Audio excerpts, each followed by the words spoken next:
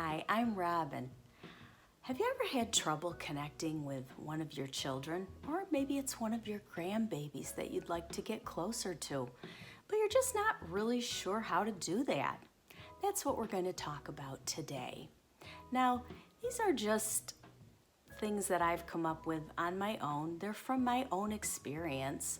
So I'm sure you can come up with some on your own, but this will just get you started. So the first thing that I have found and learned to get closer or connect with a child at almost any age is number one, climb into their world. I think as adults, we often want to have people climb into our world. And when you have a child, they have their own interest. They have their own things that they love and they're excited about. And it may be very different from what you're interested in. I have 6 granddaughters. And when I think of the first 3, they're all so different. One is all about pink and princess. The second one is bold and skateboarding, and she's so funny, but she doesn't really like being teased.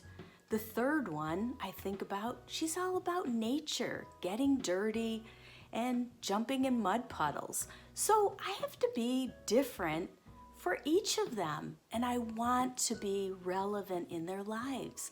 So I need to climb into their world, and I would encourage you to do the same. Number 2, be a good listener. Now, I know this sounds obvious, but when I think back, I wasn't always a good listener. I always had so much I wanted to say. I wanted to be encouraging and affirming, but I could have been a better listener, and I think it would have drawn out more conversation, easier from some of my children. You'll find that you'll relate to some of your children easy. It seems like it's in the DNA, and sometimes they seem like a little version of you. But other children may be more shy, or you may need to be very quiet to hear what they have to say and what's important to them. Jack Pensek, remember, he says that there's 9 minutes that are most important in your child's day. The 3 minutes when they first wake up in the morning. So try to make those good. Try to get off to a good, positive, encouraging start. Then he says there's 3 minutes when they come home. I tried to be there as much as I could. And I tried to ask them about their day and then be a good listener. They will share with you sometimes information when they first come home from daycare or school or college. But if you're not there, or maybe you're not being a good listener, they might not share that, or you might miss that. So if you can, I would encourage that to be a positive time. And then the neuroscientist Jack Pensek says the last 3 minutes of the day before they go to bed, try to make those positive and good conversation. Maybe ask about what they're looking forward to the next day or what they have going on. Maybe they're anxious about something, or they're having trouble with somebody, and they may share with you in a way that they might not during another part of the day. And number 3, spend time with them. If you want to learn how to relate to a child or how to connect, spend time with them.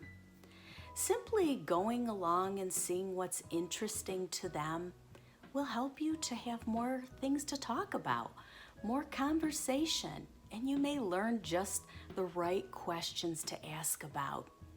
It's kind of like they're a little puzzle, and when you're with them, you may find another important puzzle piece, like that they have a lot of interest in something with nature, or with bugs, or with skateboarding, or with princesses.